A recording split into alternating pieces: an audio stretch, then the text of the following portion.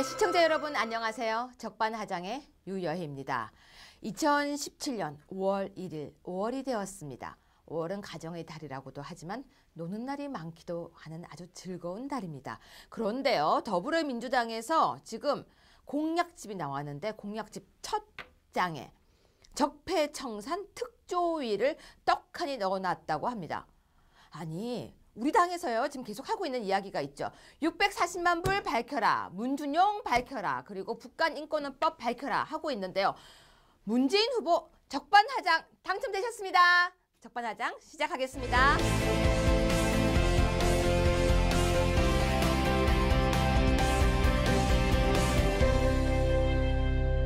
네, 여론조사의 노스트라다무스, 이스트라다무스를 모셨습니다. 안녕하세요. 안녕하세요. 너무 정확해요. 아니, 지난번에 제가 말씀드렸잖아요. 지난 주말 사실 그때 금요일이었기 때문에 이틀밖에 없었는데 주말에는 틀림없이 골든 크로스 현상이 발생될 것이다 라고 했는데 찾아보니까 정말로 그런 결과가 나온 그러한 그 조사 결과가 있어요. 뉴데일리가 에이스 리서치라는 조사기관에서 의뢰해서 조사했는데요. 기본적으로 모든 조사 원칙을 다 만족한 겁니다. 거기서 조사한 결과를 보면은 물론 거기도 응답률은 그렇게 과연 높지는 않습니다. 6.3%인데요. 문재인 후보가 41%, 홍준표 후보 20.8%, 안철수 후보가 21.6%라고 해서 두 후보의 차이가 0.7%인데 근데 문제는 중요한 거는 추세입니다. 여기 보면은 자, 문재인 후보는 그냥 있다고 하죠. 이건 뭐 여론조사 자체의 문제니까 이건 언론 언급을 안 하겠습니다. 그런데 안철수 후보는 계속해서 내려오고 있거든요. 그리고 홍준표 후보는 계속 올라가고 있습니다. 이걸 볼 때 이미 골든 크로스, 즉 두 후보 사이에 물론 큰 골든 크로스는 문재인 후보하고 발생하는 거지만 그건 좀 기다려야 되고요. 현재 이렇게 왜곡된 여론조사지만은 이 조사에 의해서도 홍준표 후보와 안철수 후보 사이에 골든 크로스는 이미 발생했다라고 말씀드릴 수 있습니다. 근데 이 골든 크로스가 발생할 거라고 주말쯤 할 거라고 말씀하셨잖아요. 근데 정말 주말쯤 딱 어제 현상이 나타났어요. 왜냐하면 그게 추세를 보면 알 수 있거든요. 그게 보여요? 예, 그럼요. 혹시 밤에 잠자고 있으면 누가 이렇게 느낌 주는 게 아니고요? 그런 것도 가끔은 있죠. 너무 솔직하셨습니다. 그런데 잠깐 하나만 질문 여쭤볼게요. 여기서 지금 홍준표 후보가 계속 올라가서 여기서 역전할 가능성도 우리가 분석을 할 때 있습니까? 충분히 있습니다. 아, 있어요? 지난번에 말씀드린 것처럼 아마 그 여론조사 결과를 잘 분석해 보니까 문재인 후보의 그 어떤 지지율은 약 35% 정도 나와요. 그리고 홍준표 후보와 안철수 후보의 지지율은 합하면은 그 대략 한 57% 정도가 나와요. 그러니까 거기에서 응답을 거부한 일부 포함하면은요. 자, 그렇다 그러면은 만약에 안철수 후보가 이제 20% 정도까지 내려왔는데요. 안철수 후보의 지지율이 15% 정도로 내려간다면은 홍준표 후보의 지지율은 한 40% 이상이 나오게 됩니다. 그렇게 되면은 뭐 당연히 당선이죠. 그런데 총장님, 제가 어제 들은 이야기인데요. 안철수 후보가 15%를 못 넘길 수도 있다는 예언도 나왔어요. 그럴 수도 있습니다. 이렇게 사실 올라갈 때도 급격하게 올라갔잖아요. 그건 어떤 기반 없이 올라간 거기 때문에 또 빠질 때도 급격하게 빠집니다. 안철수 후보의 원래 지지율은 대략 10%로 알고 있습니다. 그럼 양강 구도까지 가서 화려하게 왕자로 살다가 정말로 10%, 뭐 12% 이렇게 나와서 선거 보전금을 다 못 받게 되면 그것도 지금 큰 문제네요. 큰 문제가 될 수가 있죠. 네, 그리고 또 하나는요. 지금 방금 말씀하신 이 조사도 우리가 계속 지적하고 있는 아주 공정한 조사였다고 보기 좀 제가 생각하는 거예요. 힘들지 않을까. ARS 조사가 유선 20%, 무선 80%면 이 역시 젊은 층이 많이 대답했다는 가능성 아닌가요? 그렇죠. 그래서 사실은 이 조사 프레임을 보니까 다른 조사하고 상당히 유사하게 같은 정도의 공정성을 담보할 수는 있습니다. 하지만 전체적으로 여론조사 자체의 문제가 있기 때문에 이번 시간에는 그 여론조사 그 자체의 문제점을 지적해가면서 여론조사 기관과 또 이를 활용해서 불공정 보도를 하고 있는 그 종편들 언론에 대해서 한 말씀 드리고자 합니다. 마지막으로 조사를 할 수 있는 게 5월 2일까지라면서요. 5월 2일까지 발표입니다. 아니래요. 5월 2일까지 조사 결과래요. 나 확인해 보죠. 예, 그거는 작가 선생님 확인 좀 해주세요. 왜냐하면 5월 2일까지 조사 결과를 발표해서 최종 5월 4일까지 발표할 수 있다라고 들었거든요. 그 체크를 해야 될 것 같아요. 예, 우리 방송이 언제까지 돼야 되는지. 예, 그렇습니다. 여론조사 결과가 나오는 날까지가 이 방송은 더 이상 할 수가 없는 거잖아요. 예. 그렇죠. 여론조사 언급이 안 맞습니다. 되니까. 네. 자, 그런데 이제 정리해서 간단히 말씀드리면 네. 이번 대선에서는 상당히 여론조사가 많이 시행되고 있습니다. 네. 특히 이번 대선은 저나 이영작 박사님 같은 그 전문가가 지적하듯이 네. 그 탄핵이라는 헌정사상 초유의 사태를 그 경험하면서 네. 그 벌어지는 그 대선이기 때문에 한쪽 그 지지하는 집단, 구체적으로 말씀드리면 샤이 보수는 여론조사에서 잘 잡히지 않을 수가 있습니다. 네. 그럼에도 불구하고 여론조사는 계속해서 발표되고 있고 또 종편을 비롯한 언론에서는 그 여론조사가 사실상 현재 실제 지지율을 반영하는 양, 특정 두 후보, 뭐 문재인 후보라든가 안철수 후보 중심으로 모든 보도의 프레임을 그 만들어나가고 있거든요. 네. 이거는 전혀 잘못된 그 사실입니다. 그러니까 지금 우리나라의 현상이 미국에서 있었던 그 샤이 그렇죠. 트럼프 예. 현상과 거의 똑같다고 볼 수 있다고 하더라고요. 충분히 있을 수 있습니다. 즉 뭐냐면은 네. 여론조사 자체의 신뢰성에는 대단히 한계가 있을 수밖에 없습니다. 네, 지금 저기 한번 보실까요, 총장님? 5월 3일 전에 조사했다는 것을 공시에서 발표하는 것은 가능하다라고 합니다. 그건 무슨 얘기냐면요. 네. 지금 현재 조사에서 발표되는 거 있잖아요. 네. 그건 5월 3일 이후에도 5월 그 1일 또는 4월 30일 날 발표한 조사 결과는 이거다라고 해서 그 설명하는 거는 문제가 없다는 얘기입니다. 그 문제가 없고 그렇죠? 그러면 5월 2일까지 조사했던 것은 5일까지 발표하는 건 가능합니다. 5일까지, 2일까지. 2일까지. 그리고 5월 3일, 4일 날도 그전 조사입니다 하고 얘기하는 그렇죠. 건 괜찮다는 그렇죠. 거네요. 4월 30일 조사 결과입니다. 또는 5월 1일 조사 발표입니다라는 그 언급하고 설명하면 그건 문제가 없다는 얘기입니다. 마지막 언급은 5월 2일까지 조사였습니다로 언급이 되겠네요. 그렇습니다. 그래서 나중에 또 언급할 수 있다라고 예, 얘기를 맞습니다. 하는. 이게 정확하지 않으면 사람들은 헷갈려요. 네.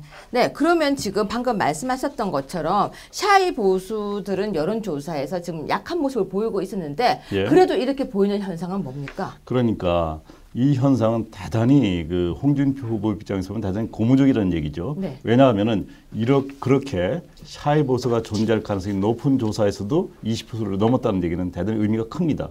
왜냐하면 문재인 후보의 지지율은 실제보다 약간 좀 그 과대 계상되고 있고요. 네. 홍준표 후보의 지지율은 실제보다 좀 과소평가되어 있다는 것이 전문가들의 어떤 그 주장이거든요. 네. 그렇다 할 때 20%를 넘어서 지금 더구나 상승 추세에 있거든요. 네. 상승 추세는 옛날에 안철수 후보가 상승한 추세를 보셨죠? 엄청납니다. 순식간에 갑자기 25, 30까지 거의 가고 37, 있다. 8까지 간 적이 있죠. 와, 그러니까 안철수 후보가 그렇게 갔으니까 홍준표 후보도 그렇게 가지 말라는 이야기는 못합니다. 갈 수 그러네요. 있습니다. 그 표가 다시 온다면 그러면요. 똑같은 가능성이 있는 거네요. 그렇죠. 근데요, 지금 총장님, 여론조사에 대한 문제점을 다시 정리해 주시고, 그리고 여기에 대해서 한번 메시지를 전달하고자 하셨는데요. 예. 이건 직접 그냥 해주시면 어떨까요? 제가 뭐 끼어들 것도 없이 너무 잘 정리를 해주셔서. 우선은 이제 총체적으로 지금 이렇게 신뢰성을 담보할 수 없는 여론조사를 가지고 네. 두 후보를 띄우고 우리 그 원내 제2당인 자유한국당의 홍준표 후보는 다른 군소정당 후보들과 그러니까 같이 묶어서 그 보도를 하는 이러한 것은 아마 그 선거 여론조사 결과가 발표됐을 때 선거가 결과가 나왔을 때 큰 그 어떤 뭐냐면 지적사항으로 저는 판단합니다. 네. 그래서 그러기 전에 우선은 여론조사의 신뢰성과 관련해서 하나하나 정리해보자 합니다. 네, 해주세요. 첫째는 네. 우선 표본의 대표성 문제입니다. 네. 그 잘 아시는 바와 같이 4,200만 명 유권자 중에서 네. 실제로 우리가 1,000명 정도 조사를 합니다. 네. 1,000명 조사를 하는데 그걸 또 이제 뭐냐면 연령이라든가 또는 그 지역 또는 성별로 이렇게 구분하거든요. 네. 그렇게 해서 조사할 때 좀 더 구체적으로 말씀드리면 1,000명 조사에 있어서 네. 20대 서울에 거주하는 여성의 비율은 예를 들면 그 1,000명에서 남성이 500명, 여성이 500명 대략 그리고 서울이 대략 20%입니다. 그러면 250명. 그 중에서 네. 대개 뭐냐면은 그 20대의 경우가 17.6%가 반영됩니다. 네. 그렇게 할 때 그 20대 서울 거주하는 20대 여성은 17.6명 정도 조사하는 걸로 나옵니다. 네.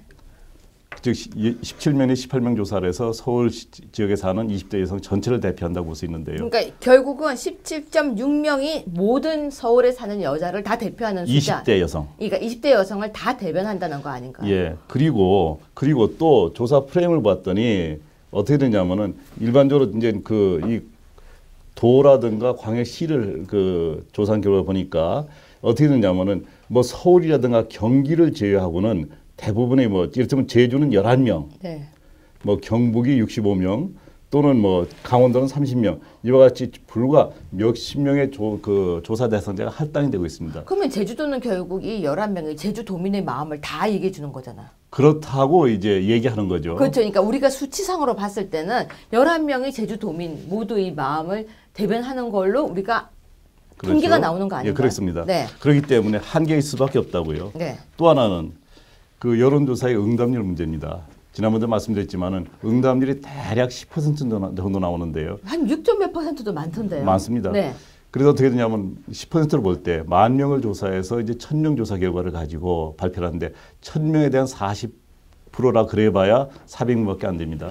그런데 그 응답을 거부한 9,000명의 그 조사 대상자 중에서 만약에 샤이 보수가 5%만 돼도 지난번에 말씀드린 대로 450명이거든요.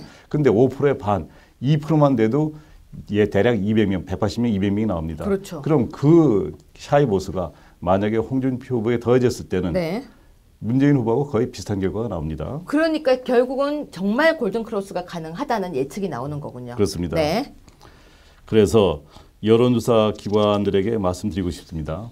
일반적으로 사회조사는 어느 누구도 정확한 답을 알 수 없기 때문에 조사 결과를 발표해도 뒤에 문제가 없습니다. 좀 예민한 걸 말씀드리면 사드 배치에 대해서 찬성 반대가 몇 %다. 발표도 아무도 모릅니다. 또 좀 심하게 박근혜 전 대통령에 대한 탄핵에 찬성하는 비율이 얼마이다라고 얘기해도 그거를 아무도 검증할 수가 없습니다. 그런데 찬성하는 사람이 엄청 많은 %로 나오면서 그렇기 때문에 국민의 염원이니까 탄핵해야 된다 이렇게 나가지 않았습니까? 기사가? 그렇게 이제 그 일반적인 사회조사에서는 어차피 아무도 모르니까 뒤에서 검증할 방법이 없거든요.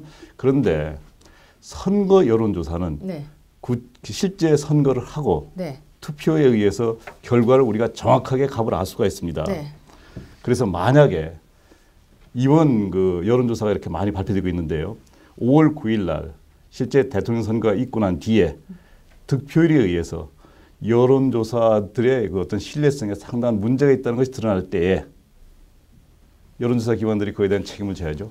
줘야죠. 근데 아직은 여기서는 오히려 한글의 사설에서는요. 여론조사 기관 폐쇄하겠다는 홍준표 후보의 겁박 이런 기사를 쓰고 있던데요. 아닙니다. 여론조사 기관에서는 그래서 이런 여론조사 결과를 발표할 때는 반드시 현재 대선 관련 여론조사는 다만 추세 정도를 볼 수 있는 참고 자료 정도로 신뢰성을 담보할 수 없다라고 이야기하는 것이 정답입니다. 그렇게 하고 나서 발표하면은 뒤에 가서 문제가 없을 수가 있죠.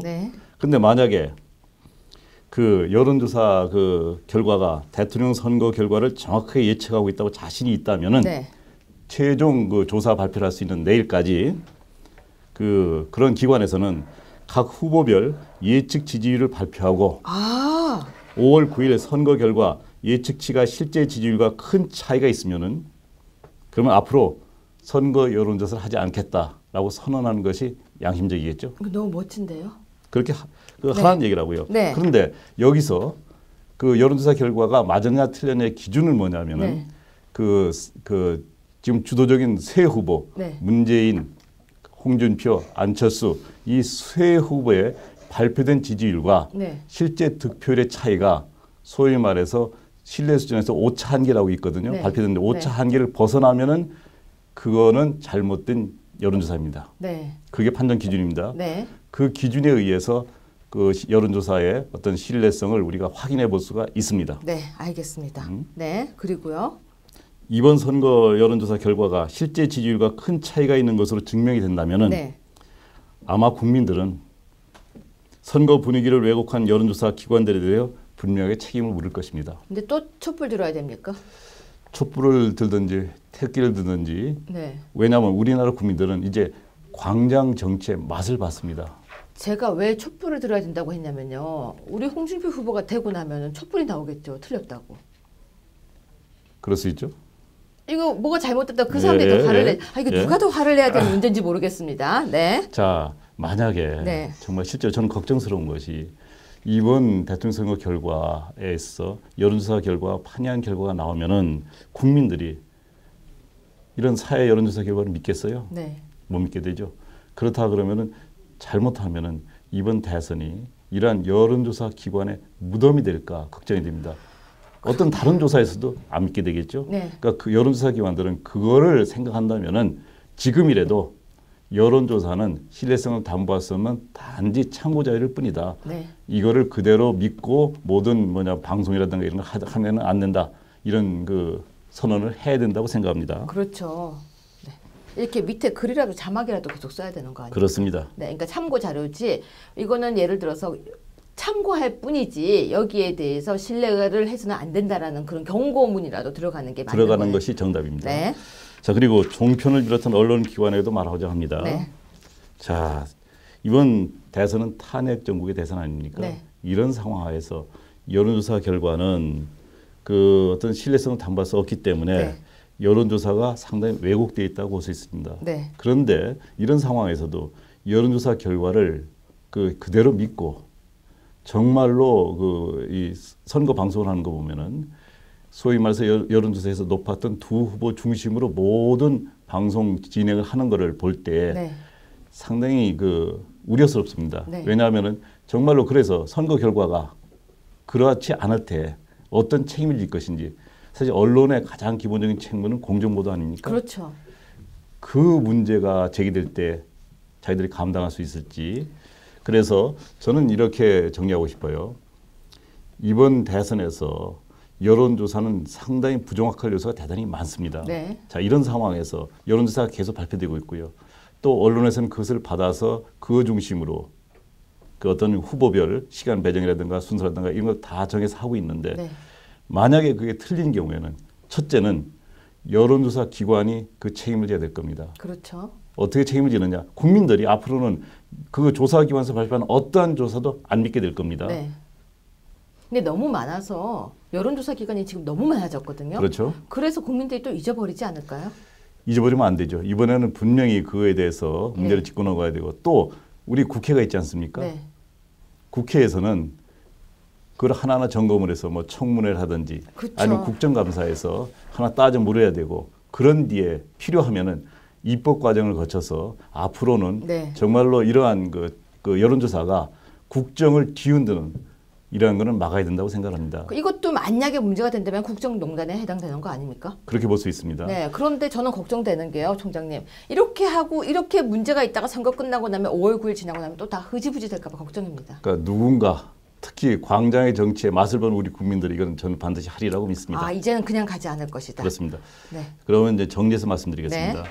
그동안에 진행된 여론조사 결과를 볼 때 솔직히 말씀드려서 문재인 후보의 지지율은 대략 30에서 35% 정도는 있는 것 같습니다. 네. 자, 그렇다 그러면은 그 나머지 70%에서 65% 내외 또는 좀 적게 잡아서 60% 정도의 네. 그 지지율이 안철수 후보와 우리 홍준표 후보가 나눠가는 거거든요. 네. 근데 지금 안철수 후보가 대단히 많이 올랐다가 지금 많이 떨어져 있고 지금 네. 20% 네. 초반대까지 왔습니다.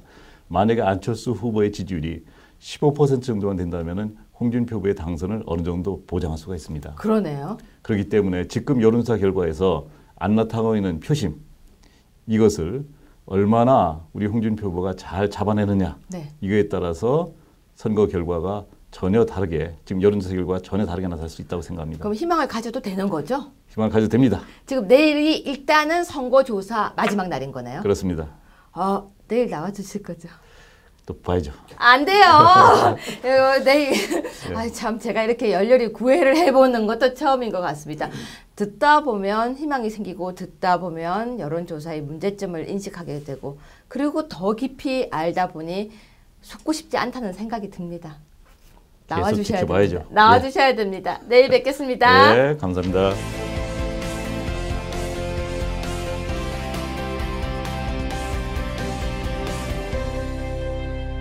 네, 디스전 시작하겠습니다. 오늘도 우리의 호프? 아니면 보스? 아니면 단장? 아무튼 정준길 단장님 나오셨습니다. 안녕하세요. 네, 반갑습니다. 이거 아세요? 아이, 그 애가 본심을 들켰네요. 우리 인사할 때 요즘 이렇게 하잖아요. 이렇게 이번에는 2번입니다 이러는데 아이가 어떻겠습니까? 2번요 이러니까 뒤에 와서요. 옆에 보좌진들이 손을 넣어서 저 오늘 이 사진이 굉장히 재밌었습니다. 그렇네요. 네. 뭘 그렇게 그렇네요 하고 그런 미소로 보고 계십니까? 아이, 그 뭐 오히려 이 정도는 그냥 재미나게 에피소드로 넘어가 줘야지. 그 애 손을 굳이 그 엄지로 이렇게 바꾸면서 애가 당황해가지고 막 울라 그러네요. 애가 울려고 그래요. 너무 놀래가지고요. 예. 근데 요즘 단장님 종편에서 활약이 대단하시다고 들었습니다. 뭐 특별히 하는 게 없습니다. 근데 요즘 너무 잘하신다고 소문이 자자해요. 아, 그래요? 네, 댓글에서 정준길 치면 욕이 그냥 한 바가지가 쏟아지고 있습니다. 글쎄요, 이게 사실과 진실을 이야기하고 근거를 가지고 문제 제기를 하는 사람이 욕을 먹는 대한민국. 네. 그 정말 청산되어져야 될 적폐 아닌가 싶습니다. 적폐라는 단어가 나왔으니까요. 지금 적폐청산 특조위가 만들어졌어요. 아, 예, 거기서 만들겠다고 한 거죠 지금. 예, 네. 그 더불어민주당에서 공약집을 발표했는데 네. 공약집에 처음에 적폐라는 단어 빼겠다고 안 했습니까? 그래서 이제 그 본인 공약집에 적폐 청산의 깃발을 높이 쳐들었지 않습니까? 네. 근데 뭐 저는 한마디로 적반하장 같아요. 이 적반하장이라는 단어가 너무 잘 쓰여요, 그죠? 아니, 그러니까 뭐 문 후보의 별명을 그냥 적반하장으로 지어드리고 싶은데 네. 본인이 과거에 뭐라고 얘기했냐면 이번 대선 과정은 통합하겠다, 통합을 이야기하겠다. 그래서 나 이제 더 이상 적폐 청산 얘기 안 하겠다라고 얘기했거든요. 그게 불과 2주도 안 된 한 얘기예요. 2주 그렇죠. 네. 근데 입술에 침이 마르기도 전에. 근데 왜 입술에 침 마른다는 얘기를 쓰죠? 아니, 그러니까 얼마 되지 않았다는 얘기죠. 그리고 그게 또, 아니라 거짓말 할 때는 입술에 침 바르기 때문에 그런 거 아니에요? 그러면은 입술에 침을 바르지 않고 얘기하면 진실을 얘기하는 거라고. 헷갈립니다. 아무튼 얼마 되지 잉크가 막 그리고 또 바르기도 본인이 전에. 입장이 바뀌었으면 아유 뭐 죄송하게 됐습니다. 이래서 제가 입장을 바꿨습니다라고 설명을 해야 되는데 이런 걸 전혀 안 해요. 그러니까 적반하장이라고 얘기할 수밖에 없지 않습니까? 근데 지금 이분이 적폐청산 특조위를 만들겠다라고 하는데 저는 되게 기분이 좋았어요. 그 셀프 아니에요? 뭐 본인들은 이제 이게 셀프 디스라고 생각을 안 하겠죠. 아마도 이 얘기가 나온 이유는 뭐냐면 자유한국당 이제 홍준표 후보의 상승 기세가 너무너무 놀랐고 네. 그다음에 특히 그 과정에서 640만 달러 얘기가 나왔지 않습니까? 그렇죠. 그거는 노무현 일가 640만 달러를 그것도 뇌물 사건도 수사를 해야 되지만 네. 특히 보수나 진보를 막론하고 상식적인 국민들이 뭐 어떤 부분에 동의를 했냐면 야, 그 640만 불이나 되는 큰 돈을 노무현 일가가 여전히 가지고 있으면서 호의호식하고 있다는 거 이건 말이 안 되는 거 아니냐. 자, 이 부분에 체크하겠습니다. 어떻게 되어 있냐면요. 적폐청산 특별조사위원회를 설치해서 국정농단에 직접 관련이 있는 부정수익을 조사하고 위원회의 결정에 따라 환수하겠다고 했거든요. 그렇죠. 이거 본인들 거 환수하겠다는 내용 아니에요? 아, 근데 이제 본인들은 이제 이런 얘기가 나오니까 네. 자꾸 자기네들이 이제 적폐청산에 오히려 대상이 되니까 이제 이 적폐청산을 얘기하면서 문재인 후보가 말하는 적폐청산은 뭐냐면 네. 박근혜 정부와 이명박 정부에 네. 서 있었던 적폐를 청산하겠다는 거예요. 여기 기사 하나 인용해 드릴게요. 네. 누군지 잘 모르겠습니다. 정준길 자유한국당 대변인. 삼권 분립 원칙에 반하죠. 특조위를 설치한다면 노무현 일가의 640만 달러 뇌물수수 사건도 진상규명해야 합니다. 언제 또 이런 얘기를 하셨네요. 그렇죠. 그러니까 이게 뭐 특별진상규명위원회를 만들어서 거기에 이제 수사 권한을 주는 것 자체가 이제 헌법적 원리에도 이제 반하는데 네. 만약에 적폐 청산을 하자고 하면서 대상을 정한다면은 그것이 특정 정파나 특정 시기로 한정해서 안 되는 게 너무 당연한 거잖아요. 네. 근데 이 사람들은 거기다가 적폐 청산을 하겠다고 하면서 적폐 청산의 대상은 오로지 박근혜 이명박 정부 시절의 것만 적폐 청산의 대상이고. 아니 왜요? 그러니까 그렇게 얘기를 하는 거예요. 그러니까 국민들을 자꾸 헷갈리게 하는 거죠.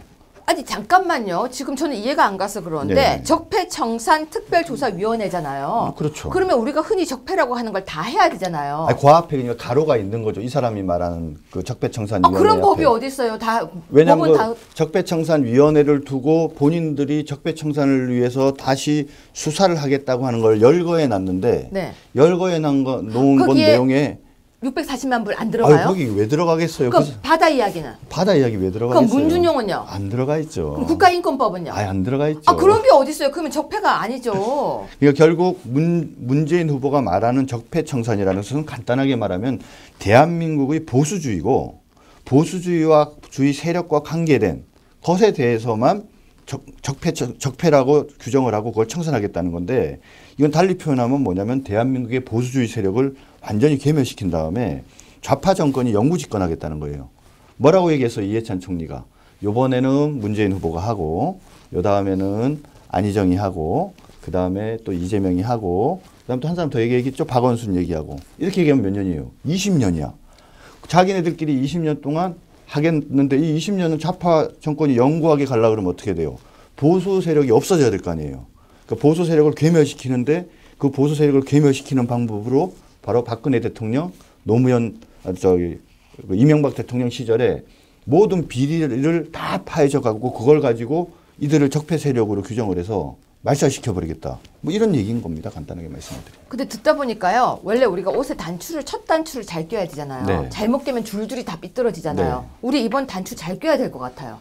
그래서 저들은 이제 문재인 후보 측은 본인들이 이게 이제 적폐청산을 다시 본인들이 정가의 보도처럼 이제 쓰려고 하는데 국민들은 이제 생각을 해보잖아요. 그럼 뭐가 도대체 적폐일까 이렇게 생각을 해보면 의외로 대한민국의 역사 속에서 보면 친노 친문 패권주의 세력이 얘네들이 적폐인 것 같다라고 이제 생각하는 분들이 생기기 시작을 한 거죠. 근데 그 당시에 해결 안 된 문제가 많고요. 지금 아까 여기서 이야기하고 있는데 돈을 환수해야겠다라고 하는데 환수 부분도 지금 이렇게 되면은 적폐 아니에요? 당연히 적폐죠. 그러니까 적폐가 이건데 왜 이렇게 적반하장이에요? 그러니까 본인들이 그러니까 얼마나 적반하장인지 그러니까 잘 알 수 있는 거죠. 예를 들자면 그런 부정한 불법 수익은 환수하겠다 그러면 그 원칙에 따라서 대상을 제한하면 안 되는데 앞에 가로해 놓고 노무현 정권권 빼고요. DJ 정권권 빼고요. 이런 식으로 이제 하니까 국민들이 이제 곧 그 사실을 알게 되면 네. 당연히 국민들로부터 비판받으면서 부메랑이 돼서 돌아가겠죠. 단장님. 네. 단장님 별명이 뭔지 아세요? 몰라요. 깍두기. 깍두기 또 뭐예요? 지금 빨갛게 입고 오셨잖아요. 지금 내일 오늘 아니면 내일 특검법 발의한다면서요. 그렇죠. 지금 그거 내일 급하게 설명 좀 잠깐 제가 부르면 올라와서 해주셔야 될 것 같아요. 예. 그래서 뭐 특검법 관련해서 얘기를 하면 결국은 이제 오늘 아직 하면 안 돼요. 그거 말고 네. 그 얘기 자세히 하려는 게 아니라 이제 저는 오늘 우리 시청자 여러분들이랑 뭘 얘기를 좀 하고 싶냐면 도대체 적폐 세력이 뭐냐, 적폐가 뭐냐 이게 참 중요하잖아요. 그래서 우리가 그건 기준을 잘 잡아야 된다고 생각을 해요. 거예요. 그래요? 네, 이까지가 단장님 분량 끝났어요. 아유 안타까워. 나 뭐 하고 싶은 가셔야 얘기가. 돼요 지금. 가셔야 돼요. 가셔야 돼요. 빨리 자리 바꿔주세요. 참. 지금 끝났습니다. 알겠습니다. 네, 내일 특검법에 대한 얘기 좀 해주세요. 그래 뭐 다음에 그럼 저 다음에 이제 우리 훌륭하신 이변 윤변이 나오셔서 도대체 적폐가 뭔가 우리가 무엇을 적폐라고 봐야 되는가 이거는 저는 대한민국 어떤 정치 또는 역사에 대한 정확한 인식이 있어야 된다고 생각을 해요. 그러한 정확한 역사인식과 현실인식 속에서 무엇이 적폐인가를 먼저 규정을 하고 그 규정된 적폐가 무엇인가 정해지고 나면 그 다음에 거기에 따라서 그 적폐에 해당하는 것들을 그러니까 하나하나 제거해 나가는 그런 과정이 돼야지 되지. 지금 현재 문재인 후보가 이야기하는 것처럼 본인들이 마음속에 이미 적폐를 그냥 정해놓고 그 다음에 거기에 맞게 적폐를 개념 규정하는 이런 방식은 전혀 적절하지 않다라고 마지막으로 강조하고 가겠습니다. 내일 이걸요. 그러니까 단장님하고 이 변호사님, 윤 변호사님 같이 해서 적폐란 무엇인가 특집을 할 거거든요. 싫어요. 해주세요. 네, 이 부분 꼭 해주세요. 알겠습니다. 네, 고맙습니다. 네.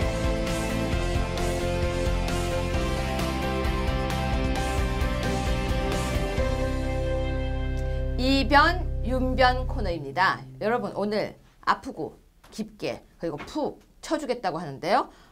주제가 뭔지 아세요? 바로 적폐청산입니다. 문재인 후보의 구호인데요. 적폐라는 단어가 도대체 뭐고 뭐가 민폐고 누가 적폐인지 두 분과 이야기 나눠보겠습니다. 안녕하세요. 네, 안녕하세요. 네, 지금 저 민폐는 알거든요. 네, 민폐. 예, 근데 두 분 민폐라는 단어 뜻 아십니까?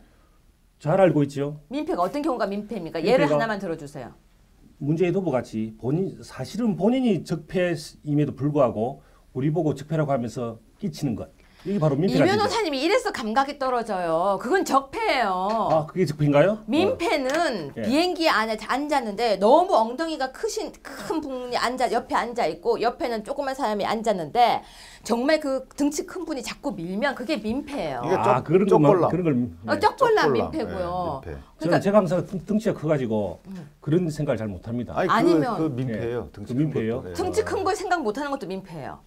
부끄러워라. 그리고 기차 안에서 코 고는 것도 민폐예요. 얼굴 큰 것도 민폐예요. 저같이. 얼굴 왜 서로 셀프 디스하세요? 그러니까 민폐는 예. 아주 사소한 거. 예를 들어서 음식 먹을 때 쩝쩝거리고 침을 흘리면서 먹어도 그건 민폐예요. 예. 그건 적폐는 아니에요. 그렇죠? 그냥 좀 폐를 끼치는 거예요. 그러니까 저 같은 경우는 담배를 많이 피우는 사람이 그 담배 연기를 몰고 다니는 것도 전 옆에 안 피는 사람 입장에서는 그것도 그냥 민폐라고 생각해요. 근데 아까 말씀하신 것처럼 사실 문재인 후보께서 요즘 하시는 뭐 적폐를 자꾸 꺼내서 이렇게 국민을 나누려고 하시는 거 있잖아요. 그것도 민폐예요. 그게 우리 어떻게 국민에 대한 민폐예요? 민폐예요. 그것도 적폐죠. 적폐인데 국민에 적폐가 민폐 대한 끼치는 거죠. 폐해, 민폐. 그리고 민폐가 맞죠. 국민에 대한 폐해, 민폐. 우리 집에 달려 있는 건 문폐. 하여튼 진짜 민폐 맞아요. 왜냐하면 자꾸 이러시는데 네. 적폐란 단어를 어디서 끌어와가지고 자꾸 선거 때 쓰시잖아요. 네. 그러면서 국민들로 하여금 야 적폐가 뭐야? 누가 적폐야? 서로 의심하고 불신하게 만들잖아요. 그러니까 지금 이게 제 말이 저는 이 민폐란 말을 우리가 많이 쓰는데 선거 때만 되면 갑자기 적폐가 나타난단 말이에요. 적폐는요 빨간 패예요. 두 사람 갑자기 얼었어. 그 적폐라고 하는 거는 쌓여온 폐단 이걸 적폐라고 하는 거거든요. 그 민폐가 여러 번 되면 적폐예요?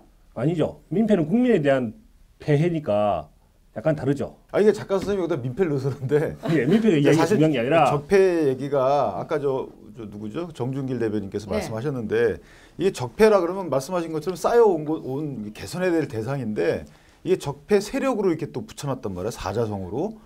적폐 세력 이코로 보수 세력. 아니 저는 이게 너무 이상한 게 단장님하고 저하고 아까 해석이 좀 달랐었어요. 단장님은 적폐 세력이라고 하고 적폐 청산이 문재인 후보가 이야기하는 보수 세력에 대한 거다 했는데 저는 오히려 문재인 후보가 본인들이 셀프적으로 청산하겠다는 내용이 아닌가라고 생각을 했었어요. 그건 생각 못 하신 것 같고요. 그거 아니에요? 네, 이분들이 무슨 특조위 아까 말씀하셨잖아요. 그 특조위 내용을 보면 원래 문재인 후보께서 말씀하셨던 것처럼 개별 사건에 대해서는 건들지 않겠다 이렇게 한 거거든요. 그건 좋게 해석을 하면 그동안 쭉 쌓여왔던 적폐를 개선하는 제도적 개선을 하겠다. 제도를 만들겠다. 이건 좋아요. 이거 환영합니다. 네. 근데 그것도 물론 이제 박근혜 이명박 정권으로 한정한 거는 문제가 있죠. 왜 근데 한정을 해? 이게 가능해요? 법적으로? 아니 근데 그분들이 선거운동으로 그렇게 하는 거죠. 원칙적으로 원래 민주주의 사회에서는 과거 정부를 부정하는 것이 불가능한 거거든요. 문재인 후보가 얘기하는 것은 사실은 과거 정부를 부정하겠다는 뜻입니다. 새로이 자기들이 정권을 잡으면 과거에 했던 자기들이 보기에 폐단인 것들을 문제를 삼아서 과거 정부 정체를 부인하고 자기들만 제대로 된 정부다라고 인정하는 것이죠. 그게 가능합니까?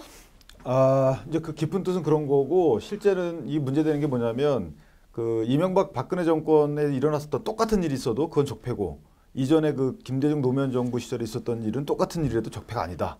이런 이중적인 잣대가 문제가 되는 거죠. 그건 유명한 말이 있잖아요. 무슨 내가 하면 로맨스. 그걸 생각했는데 생각이 안 나가지고. 내로남불이 생각이 안 났어요? 근데 사실은 이게 심각한 게요. 네. 선거 국면이잖아요. 선거 국면이기 때문에 대놓고 과거청산 얘기하면서 본인들 결집을 시키고 그다음에 보수 세력은 마치 부정 세력인 것처럼 더 씌우고 이거 완전히 이거 선거 공학적으로 접근하는 거예요. 이거 문제가 있는 겁니다. 그 적폐를 청산이라고 하면서 하는 이야기는 국민의 절반을 자기의 적으로 돌리는 것이에요.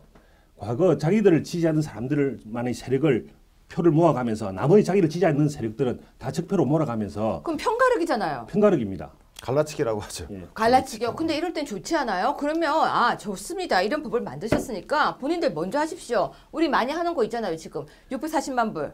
하십시오. 하면 되지 않아요? 근데 이제 적폐청산위원회라고 지금 공약은 걸었지만 분명히 무슨 법을 만들거나 위원회 설치할 때는 제한적인 타이틀을 달 거예요. 무슨 뭐 박근혜 이명박 정부의 무슨 뭐 이런 식으로. 네. 그러다 보니까 여태 쌓여온 적폐에 대해서 이걸 제도 개선하겠다 이런 취지를 벗어나서 개별 사건에 대해서 재수사하고 처벌하고 환수하고 이렇게 하겠다는 거예요. 그런 위험성이 크다는 거죠.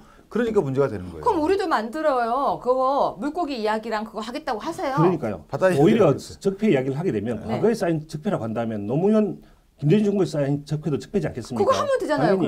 그러면. 그렇게 보면 제가 보기에는 3대 적폐 세력은 이명박 박근혜 정부뿐만 아니라 종북 좌파들 그리고 정교조 강성귀족 노조들 이 세 부류들이 과거로부터 계속 쌓여온 적폐라는 이야기죠. 그리고 실제로 오히려 또 그 과거 정부에서 문제됐던 5가지 적폐가 존재하지 않습니까? 예를 들어서 바다 이야기, 그리고 두 번째는 부산저축은행 사건, 세 번째 다 못 외웠어요. 아니요 지금 5개 중에 2개 하고 지금 끝났어요. 아니, 다 외우고 있습니다. 예. 세 번째는 저기 그 문재인 후보가 과거 파산관제인으로 유병원 전 세모그룹의 회장의 아니지 않아요? 그거는 조금 이거는 조금 미묘해요. 이거는 예. 좀 아니에요. 근데 사실은 이거를 제가 볼 때 느낀 점이 뭐냐면 이분이 공약집 일자리보다도 적폐청산위원회를 앞으로 뺐단 말이에요. 네. 일본으로 뺐어요. 그래서 제가 고민해 보니까 이분은 이거 안 할 거예요. 왜냐하면 금방 말씀하신 대로 본인들도 그러니까 아픈 지금 데가 많아요. 본인 아픈 데가 많은데. 그러니까 이거는 그냥 공약집에 넣어서 선거운동 차원인 것 같아요. 아니야 그거 아닐까요? 내 한쪽 패 돌려서 주고 남의 살 더 가져 올려가는 그렇게 작법. 이거는 그냥 사실은 말로만 공약으로만 무슨 말씀이냐면 그러면 진짜 빌공짜다 약속이네. 그러니까 이명박 박근혜 정부만 딱 넣잖아요 거기다. 그리고 적폐청산위원회 해가지고 청산하겠다 해놓고 쓴 게 뭐냐면 부정이라는 단어를 썼어요. 부정. 빨간 걸로 부정해놨단 말이에요. 이것만 딱 보면 이걸 읽는 사람들은 이명박 박근혜 정부는 부정한 정부다. 정의롭지 못한 정부다. 이렇게 바로 인식을 주게끔 어떤 선거운동 차원이지 본인들이 이걸 제도로 만든다? 그러면은 제한적으로 딱 하는 거 위헌인데요. 예를 들어서 뭐 이명박 정권, 박근혜 정권만 하고 나머지는 안 하겠다. 이 자체가 안 되는 거예요. 안 할 거란 소리죠. 좋은 아이디어가 생각났어요. 우리가 이 공약집을 좀 봐야 될 것 같으니까 윤 변호사님 오늘 갔다 오라고요? 점심 때 거기 가가지고 윤 변호사님 아닌 것처럼 하고 그 피카츄 가면을 좀 주세요. 그 쓰고 있어. 쓰고 좀 나 갔다 아닌 오실래요? 것처럼, 예. 공약집 하나 들고 오셔가지고 그거 좀 펼치고 좀 봐야 될 것 같아요. 그러니까 맞아요. 피카츄 가면 쓰고 가서 내가 아닌 걸 감추려다가 네. 사실은 더 주목받는 결과가 됐잖아요. 그게 지금 딱 그거예요. 그게 지금 이것도 마찬가지예요. 본인이 적폐청산 아닌 것처럼 하겠다고 하려다가 하니까. 예. 더 주목받죠. 지금 본인께서 적폐청산 이걸 갖다가 딱 들고 나오니까 우리가 하는 말이 뭐라고 하고 있습니까? 지금 뭐라고 하고 있습니까? 당신 거부터 하자. 그렇죠. 적폐는 우리들만의 적폐가 너희들부터 쌓여온 게 적폐다. 이렇게 이야기를 하고 그런데요. 우리가 지금 2017년 이제 내년이면 2018년 계속해서 넘어가고 있는데 계속해서 뒤에 거 지금 계속 청산하고 있으면 우리 앞으로는 언제 가요? 앞으로는 갈 생각이 없는 거. 미래로 가자 하시는 분도 계실 텐데 그분도 또 계속 뒤돌아보면서 미래로 가자 그러시죠. 그러니까 그거 같아요. 문워크. 뒤로. 뭐 무슨 오. 말인지 알죠? 네, 아니 네. 저는 이제부터 무슨- 문재인 후보의 별명은요. 문워크. 마이클 잭슨. 어때요? 좋네요. 뒤로 이렇게 싹 우리 PD님 뒤에서 또 걸어주는 것도 좀 하고 계십니다. 뒤로 걸어가고 있는 정권 이런 이름 어때요? 마지막으로 한 말씀만 드리면 네, 지금 네, 마지막으로 아니, 한 네. 말씀씩만 하고 끝낼 겁니다. 제가 오늘은. 사실은 이 적폐청산을 예전에 여기서도 이제 한번 털었었는데 이게 뿌리가 사실 이게 우리 분단과 관련돼서 반미 세력들이 얘기했던 것들이에요. 네. 그래서 친미 정권에 대해서 비판하면서 북한과 뭐 적대적 공생관계를 어려운 말들이 있는데 어쨌든 이 뿌리는 뭐냐면 이거는 약간 그 친북적인 냄새가 나는 이 말이에요. 이게 네. 적폐 세력이라는 말이 단어가 그러니까 이런 북한에서 쓰는 말이래요. 네, 지금 사실 제 선거운동 과정 보면서 너무 아쉬운 게 여과 없이 네. 말을 그러니까 막 필터링 쓰고 없이 네. 막 뱉는데 네. 쓰다 보니까 결국 하는 말은 북한 용어야. 그죠 북한 친북 용어야. 북한 친화적인 용어예요. 이게 사실 한한상 교수께서 하신 말씀인데 그 북한 용어라기보다는 과거에 6, 7, 80년대에 운동권들이 주로 쓰던 용어예요. 그러니까 그 당시에 세력이라는 하는- 말이 붙으면 적폐란 말은 사전에 있는 말이죠. 그런데 적폐 세력이 붙으면요 이거는 쓰임새가 달라요. 그래서 이 적폐 세력의 말을 함부로 쓰면 안 되는데 자꾸 쓰여져서 아쉽습니다. 마무리. 예. 그 아까 이야기 조금만 더 연장을 하면 네. 원래 이 적폐라는 말은 과거의 운동권 세력들이 그 자기가 심하게는 청산해야 될 대상으로 이렇게 규정하기 위해서 적폐라는 말을 썼고 그 연원을 거슬러 올라가 보면 과거 뭐 자기들 말로는 친일 세력부터 연결되어지는 뭐 부재 지주라든지 뭐 이런 사람들하고 관련되는 건데 그런 사람들을 이야기를 하면서 문제는 자기들의 입맛에 맞지 않는 사람들까지 다 싸잡아서 다 적폐 세력으로 몰면서 자기 표를 모으려고 하는 그게 문제가 있는 겁니다. 사실은 이제 그렇게 보면 자기의 이념에 맞지 않는 사람들은 다 적으로 돌리고 국민의 절반을 자신의 적으로 돌리고 나머지 자기 절반을 모아서 자기들 정권만을 유지하겠다는 것인데 그것이 바로 어제 이해찬 전 의원이 얘기한 거가 일맥상통한 거죠. 계속적으로 그 장기 집권을 해체하겠다라고 하는 이야기들. 네. 우리 이 부분에 대해서요. 내일은 정준길 단장, 이경환 변호사 그리고 윤기찬 변호사님 해서 총 3명 저까지 해서 탈탈 정리 한번 해드리겠습니다. 적폐 세력이라고 이야기를 하고 있는데요. 저는 이런 생각이 들었습니다. 문재인 후보님 국민들이 굉장히 좋아할 겁니다. 본인이 적폐를 한꺼번에 청산 지금 하시는 게 어떨까요? 아주 국민들이 좋아하는 대통령 후보가 되실 겁니다. 자, 내 적폐 한꺼번에 내놓겠다. 그러니까 내 거 내코 무슨 말이냐면요. 우리가 그 자기의 아픈 부위를 하나를 드러내고 나머지 것을 가져오는 전법도 있습니다. 그냥 본인 거 한번 내놓으시죠. 어때요? 좋은 말씀입니다. 어때요? 아주 좋습니다. 네, 내놓으세요. 받고 하겠습니다. 우리도 받고 내고 네. 정식으로 요청합니다. 내놓으십시오. 같이 내드리겠습니다. 저는 내일 못 올 수 있어요. 저 공약집 가지러 민주당 갔다가 지금 가시라니까요. 뭘 내일 못 올 수 있어요. 지금 갔다 오세요. 공약집을 내일 윤기찬 변호사님 하나 구해 오시겠습니다. 고맙습니다. 네, 감사합니다.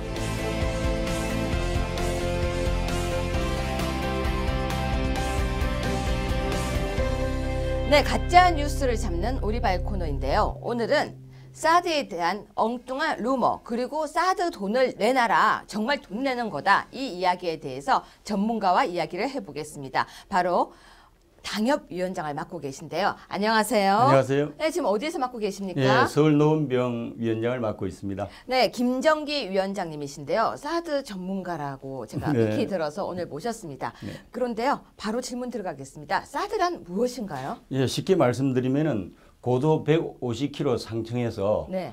적의 미사일을 격추시키는 겁니다. 야, 150km면 정말 하늘 높은 곳에서 그게 그렇죠. 격추가 가능합니까? 예, 요격이 가능합니다. 대개 2발 정도를 쏘게 되면은 90% 명중률을 자랑합니다. 근데 그 사드라는 게 설치가 되어 있는 나라가 우리나라 말고도 다른 나라에 있죠? 미국도 있고요. 네. 괌도 있고 네. 포대 전체로 보면은 그렇지만은 이 사드의 핵심인 엑스밴드 레이저 같은 경우는 네. 이스라엘에도 있고 일본에도 있고 프랑스에도 있습니다. 유럽에도 있는 데가 있다고 네, 하더라고요. 프랑스입니다. 동유럽 쪽에도 있다고 또 얘기를 들었어요. 현재로는 이제 사드 포대 배치라기보다는 엑스밴드 레이저가 네. 설치된 곳이 이제 유럽에서는 프랑스입니다. 그러면 지금 우리가 알려진 바로는 사드가 배치되고 나면 성주에 참외를 못 먹는다 이렇게 얘기를 하고 있는데요. 뭐 사드 때문에 참외를 먹을 수 있는 게 올해까지가 마지막이다 이런 얘기가 있거든요. 이거 진짜인가요? 사실은 이 사드를 둘러싼 거짓 루머가 네. 초스피드로 확산되고 있잖아요. 그래서 사람들이 정말인가라는 의문을 많이 갖게 되는 거죠. 전자파는 무해합니다. 아, 그래요? 예, 사실 사드 이 포대가 설치된 곳으로부터 한 100m, 100m요? 예, 네. 100m까지 근접하지 않으면은 사실 거의 무해한 거고요. 지난번에 그 한국 기자들이 네. 사드 포대가 설치되어 있는 괌에 갔지 않습니까? 네. 해보니까 뭐 0.007% 정도로 나왔잖아요. 그런데요, 100m라고 하면 우리 100m 달리기 하는 거리밖에 안 되니까 네. 그 거리만 넘었으면 괜찮다는 얘기인 거네요. 그렇죠. 예. 그럼 사드가 배치되어도 그 근처로 다가갈 사람은 없잖아요. 그럼요. 출입 금지 구역으로 지정이 됩니다. 그래서 민간인은 근처에 출입을 할 수가 없는 거죠. 그러니까 본인이 실험을 하기 위해서 내 몸에 스스로 실험하기 위해서 다가갈 일도 없고 그럼요. 출입도 안 되고 예, 출입이 통제됩니다. 그렇다면 위해하다는 말은 지금 가짜 뉴스가 맞네요. 예, 거의 루머성이죠. 미국에서요, 트럼프가 사드 비용을 내놔라, 뭐 10억 불을 내놔라. 아니 그 얘기는 또 뭡니까 지금? 예, 원래 사드 배치 비용이 10억 불입니다. 네. 그렇지만은 미군이 어떤 장비를 재배치하면서 우리 한국 측에 방위비 부담금을 네.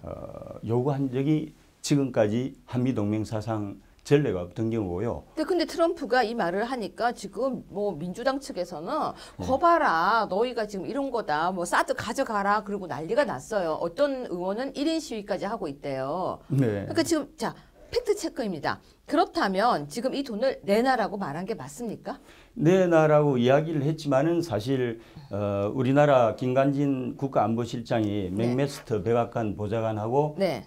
통화를 했습니다. 네. 전화 통화를 통해서 네. 한미 양국 간의 기존의 합의 사항을 준수한다고 이야기를 했습니다. 그런데 맞아요. 우리 지금 위원장님이 영어 되게 잘하신다고 제가 들었는데 네. 예, 미국에서 하셨잖아요. 네, 네. 그 미국에서 국제 변호사를 하신 그렇습니다. 거죠. 네. 그럼 영어를 잘하시니까 여쭤보겠습니다. 그 원문을 보면 if로 구성이 되어 있습니다. 그렇다면 그 뜻은 이거 아닌가요? 내가 돈을 받았어야 되는데 못 받고 온 게 너무 아쉬워. 트럼프 입장에서는 내가 있었으면 그 계약을 할 때 돈을 받고 하는 건데 돈을 안 받고 계약서를 썼어. 아쉬워. 다만 우리가 이렇게 공짜로 주는데도 불구하고 너희는 왜 그걸 가지고 왈가왈부해? 그런 약간 가오잡는 얘기가 아니었을까요? 사실 그렇다 봐야죠. 네. 그 문장을 분석을 해보면 네. 가정법 과거로 접근을 하고 있거든요. 그렇죠. 가정법 과거는 참 현재 오랜만에 사실에 대한 듣는 반대 얘기입니다. 가정이죠. 가정법 그러시죠? 과거. 네. 그렇습니다. 그러니까 그 이야기를 분석하자면 결국은 아쉽다. 그러니까 내가 저 남자랑 결혼했었더라면 좋았을 텐데 내 남편은 왜 이 남편일까 이런 뜻 아닌가요? 네, 그런 측면도 있죠. 그렇죠. 사실 이제 트럼프가 모든 사안에 대해서 지금 다 반기를 들고 나오잖아요. 네. 한미 FTA도 다시 재협상해야 된다고 그러고 네. 사드 재배치 비용 분담 문제도 이제 10억 달러 내놔야 되는 거 아니냐라고 이야기를 하지만은 네. 실무선으로 가게 되면은 걷어질 거라고 생각하고요. 네. 물론 이제 지금 이 한미 동맹 체제 이후 방위비 분담금을 네. 어떤 특정 포대를 대상으로 해서 요구를 한 적이 없습니다. 전례도 없고요. 만일에 이제 앞으로 가능하다면은 사드 포대 하나 정도는 더 추가적으로 배치를 할 필요가 있는데 그럴 때는 우리 국민의 세금으로 10억 달러를 부담을 해야 되겠지만은 이번 케이스는 전혀 사실이 아닙니다. 네. 그러면 이제 사드 배치가 지금 됐고 이런 문제들이 있는데 우리는 이제 어떻게 해야 됩니까? 사실은 이 사드 배치는 우리 한국인들에게 일종의 생존의 문제입니다. 네. 북한이 1990년대 초반부터 네. 지금 현재까지 5차 핵실험에 성공을 했지 않습니까? 네. 거의 명실상부한 핵 보유 국가가 됐다고 이야기를 할 수 있거든요. 네. 이런 급박한 상황에서 북핵의 공포나 위협으로부터 누가 우리 안전을 보장을 합니까? 이 사드는 공격용 무기가 아닙니다. 방어용 무기입니다. 그래서 이 북한에서 설사 핵 도발을 하더라도 아까 말씀드린 대로 고도 150km에서 요격을 할 수 있고 2발 정도를 쏘게 되면은 그 정확도가 90%에 달하기 때문에 사실 어느 정도 일정 부분 억제 효과도 있는 거고요. 여기에다가 이제 또 한 가지 덧붙인다면은 1991년 철수했던 전략 핵무기를 한반도에 재배치를 하게 되면은 금상첨화격이 되겠죠. 여러분 사드에 관련해서 배치를 하고 있으니까 갑자기 정치적 공세가 시작되었습니다. 저는 여러 번 이야기하고 있죠. 정치는 국민을 편안하게 하는 것이라고. 그렇기 때문에 정치인들은 말 한마디도 조심해야 되고 표정 하나도 조심해야 됩니다. 국민을 불안하게 하는 정치인은 정치인으로서 자격이 없는 것이죠. 트럼프가 10억 불이라는 단어를 가지고 이렇게 말을 했습니다. 야, 그거 받았으면 좋았을 텐데. 야, 그랬으면 좋았을 텐데 라고 이야기를 하니까 갑자기 그걸 받아서 10억 불 요구합니다 라고 이야기를 하는데요. 상대의 말에 혹해서 넘어가서 정치 공략전으로 펼쳐서 국민들을 아주 불안하게 한 장본인들 누군지 여러분 잘 알고 계시죠? 절대 가짜뉴스에 속아서는 안 됩니다. 자, 위원장님, 그런데 지금 사드는 정상적으로 배치가 다 끝났습니까? 어떤 상황입니까? 정상적으로 재배치가 된 걸로 보시면 됩니다. 네, 그러면 이제 여기에 대한 문제가 논란이 없을까요? 이미 상황은 끝난 겁니다. 이제 상황 끝난 겁니까? 근데 어떻게 사드 전문가가 되셨습니까?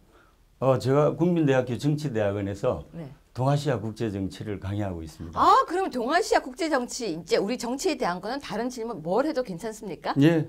네, 그럼 제가 이제 어려운 질문 할 겁니다. 떨리는데요. 네, 다음 주에는 더 어려운 걸로 제가 질문 드릴 수 있습니다. 혹시 다음 주에 해주고 싶으신 이야기 있으면 준비해서 저한테 보내주세요. 예. 그러면 우리 시청자를 위해서 또 재미있는 주제를 가지고 한번 또 만났으면 좋겠습니다. 네, 오늘 나와주셔서 고맙습니다. 감사합니다. 네.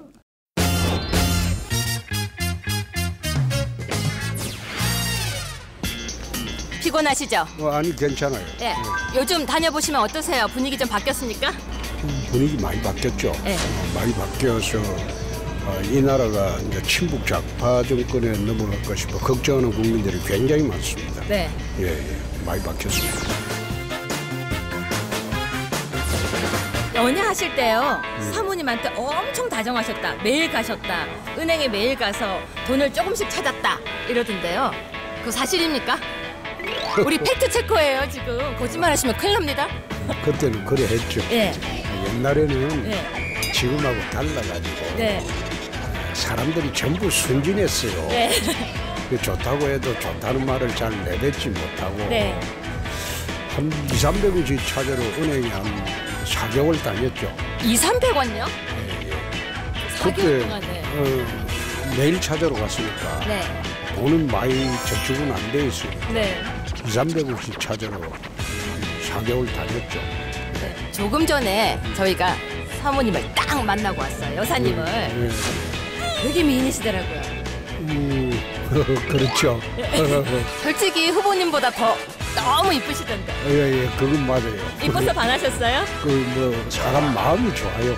근데 후보자님 지금까지 얼굴이 이렇게 굳어 있다가 여사님 이야기하니까 미소가 방긋하십니다. 아이, 그거야 그렇죠. 뭐. 근데 경상도 남자니까 사랑한다는 표현 잘 안 하시죠? 나는 그런 말은 한 번도 안 해봤어요. 한 번만 해주세요. 아이, 그거는 우리 경상도 남자들은 속으로 말하지 겉으로는 말하지 않습니다. 안 해도 다 알아요. 세젤예가 뭔지 아세요? 세젤예. 나 몰라요. 세젤예. 나 잘 몰라요. 세상에서 제일 예쁘다. 세젤예. 나 우리 집 사람은 어느 탤런트 누구보다도 얼굴이 미녀라고 생각해요. 맞아요. 제가 아까 예. 뵀는데 얼굴도 조그맣고 이쁘시더라고요. 예. 여기서 그래도 한 번만 이거 해주시면 안 돼요? 안 돼. 안 돼요? 그런 이렇게 하시면 안 돼요? 그런 거 안 하고 우리 경상도 남자들은 예. 속으로 그래 좋아하는 거지. 예. 어제 아드님 결혼식이었죠? 예. 근데 영상으로만 편지 보내셨는데 그렇습니다. 잠깐 가시지 왜 안 가셨어요? 그때 이제 부산 경남 지역이 네. 지지세가 끌어오르니까 네. 지지세가 끌어오를 때 가야 되기 때문에 우리 둘째 아들한테 양해를 구했습니다. 근데 마음은 되게 아프셨죠? 이제 다 컸는데 네. 자기들끼리 잘 살겠죠 이제. 근데 다 컸는데 왜 손자는 5명을 낳아달라고 하셨어요? 그거는 제가 우리 집이 손이 좀 귀해요. 네. 또 대한민국 인구 절벽이지 않습니까? 네. 그래서 많이 낳아주면 아버지가 키워준다. 네, 그랬어요. 아니 근데 우리나라에 대통령이 되셔야 될 분이 어떻게 키우십니까? 손주 키우는 건 또 다르죠. 지금 큰아들이 손녀를 낳은 지가 지금 5달 됐는데 그 카메라 그러니까 사진에 예. 있는 아기가 네.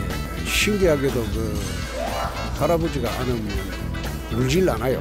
정말 그래요? 혹시 그냥 이게 손녀 자랑하시는 거 아니죠? 아니, 울다가 내가 안아서 달래면 울질 않아요. 네. 내한테 안기는 게 편한 모양이에요. 근데 부자님 아드님 결혼식장에 못 갔지만 그래도 며느님 보셨잖아요. 그렇죠. 며느리가 우리는 큰 며느리도 그렇고 네.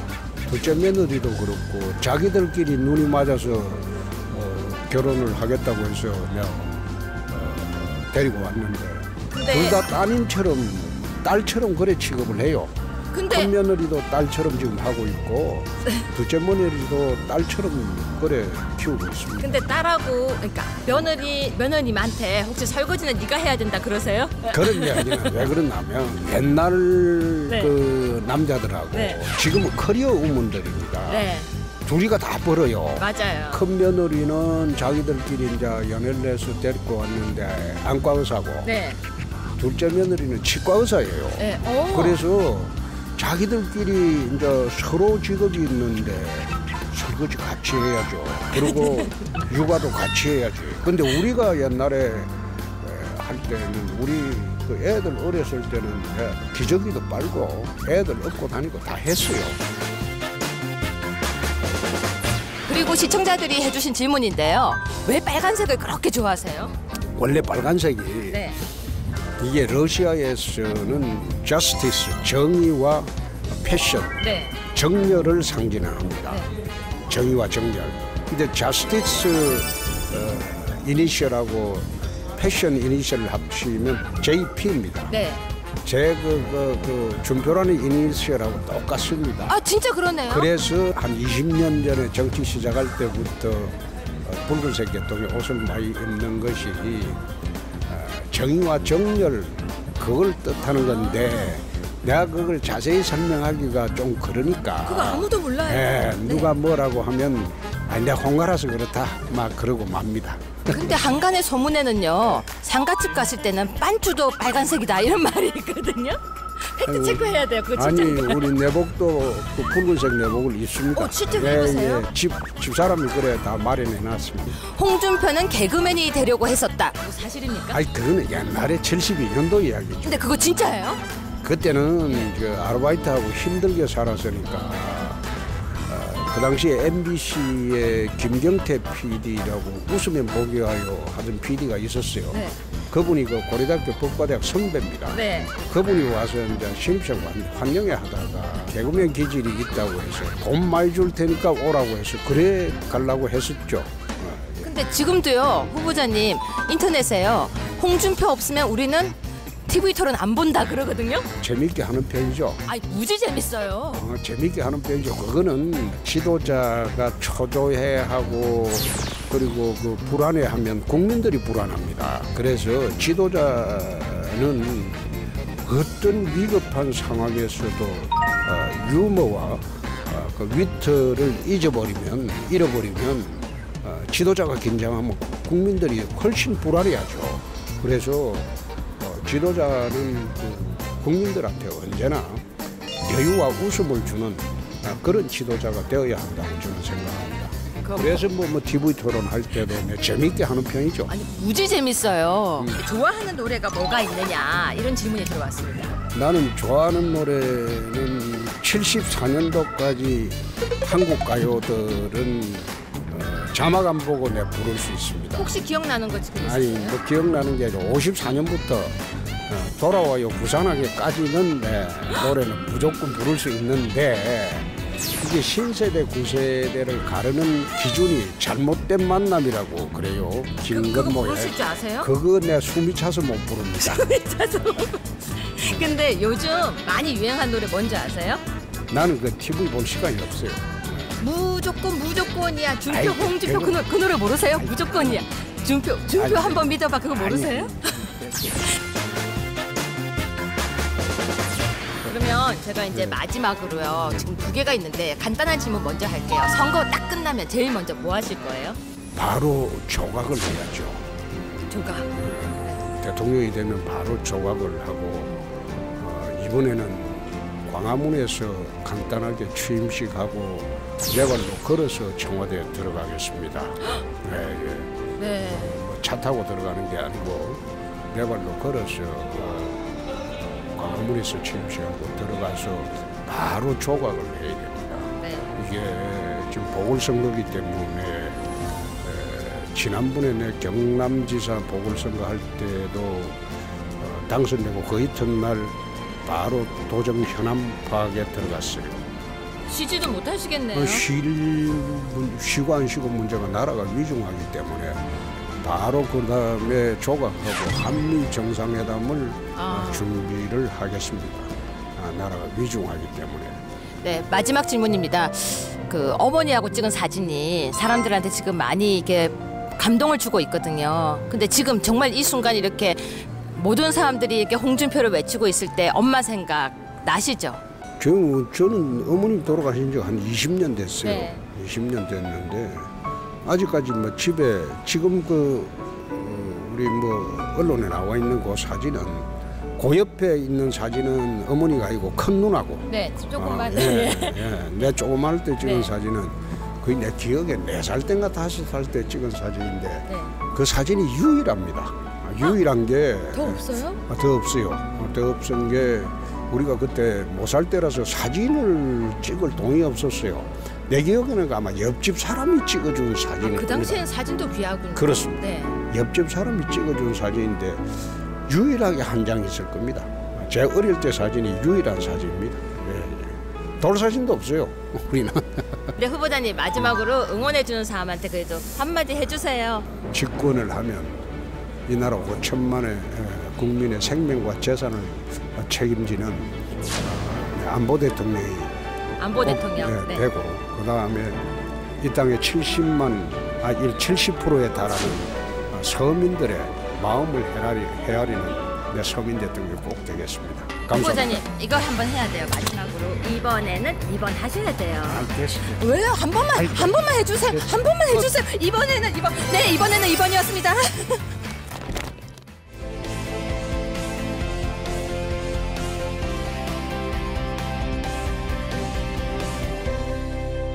(2017년 5월 1일) 한겨레 사설입니다.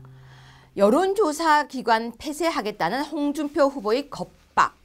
어머, 한겨레 사설은 법을 모르나 봐요. 겁박이라는 건요, 겁이 나야 겁박인데 한겨레 사설도 혹시 여론조사에 뭐에 가담하고 계세요? 제가 이런 질문하니까 지금 한겨레 사설에서 깜짝 놀랐을 것 같은데요. 뭐가 겁나세요? 여론조사 정확하게 하면 되죠. 겁박 아닙니다. 정확하게 여론조사 하라는 겁니다. 이번 여론조사는 문제점이 굉장히 많다라고 나오고 있죠. 알고 계시지만 표본수라든지 여러 가지 부분에 대해서 정확하게 밝히고 여론조사 결과에 대해서 책임지는 그런 모습이 필요합니다. 잘못하고 난 뒤에 잘못했다라고 지적하니까 겁박이에요 라고 이야기하는 것에 사슬이 동조하면 안 되죠. 여러분, 내일 또 찾아오겠습니다. 고맙습니다.